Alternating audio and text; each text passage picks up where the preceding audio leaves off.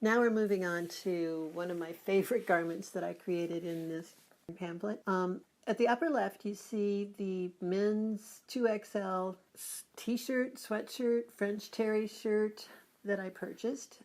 I probably bought it for about $5. That's usually my limit. Then in the middle photograph, you see my end result from the front, and the lower right photograph, my end result from the back. Let me tell you more about it.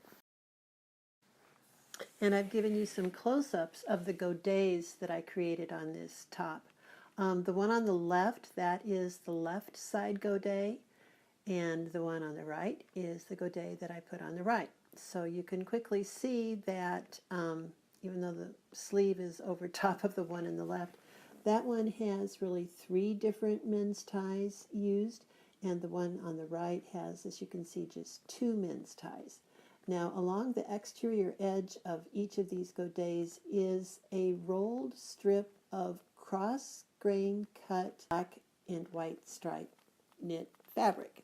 I love to use black and white fabrics just as a little trim to help tie everything together. That's definitely a trick I learned from Marcy Tilton. And the men's ties have been completely torn apart so that these ties really are just the single uppermost layer of the men's tie. However, the lower points, whether it be the front wider point or the skinny back point, I have left the lining attached to those pieces. So just the interfacing of the tie, I wash them, I press them. It's wonderful bias. They're really soft. And I just cut apart the seam line there, created these godets, put it on my dress form, just kind of pinned it on. You can see at the one on the left side, you see how it really crosses over towards the front? That's just the way it wanted to be. It's just the way it looked best. You can do this on a dress form, or you can do it pinning it on yourself. You don't have to sew these godets just to the side seams as you've torn them apart.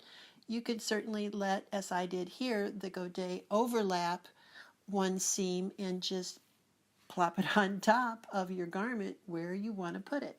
There are no rules in this kind of sewing. It's free, it's creative, it's do what you want to do.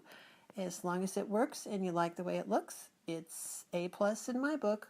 Go for it. Here's another progress picture on this top. At the left there, you can see that I have put my master pattern over top in order to cut the armhole, the shoulder, and the neckline. Again, I would always cut a neckline higher than I think I might want because you can always cut it lower. You can see here that there's too much in the arm area. So where you see that white stitching, that cover hem stitching, I'm going to cut that piece out, and those end up the upper part of the sleeves actually. And then look with me at the right picture. Here I have pinned those ties together just as I've decided I wanted them to be. And what I'm doing here is that I'm zigzagging over the uppermost laying tie, which in this case is the striped one on the left, with a tiny, tiny zigzag, stitch length 3, width probably about 2, with monofilament, in this case probably smoke because it's darker color, in my needle with the upper tension lowered, and polyester thread in the bobbin.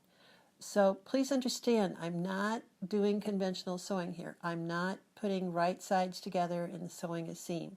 I am simply pinning things, as you can see here, parallel to the seams, pinning them together how I want them to be, and then just stitching them together like my sewing machine was a piece of Scotch tape.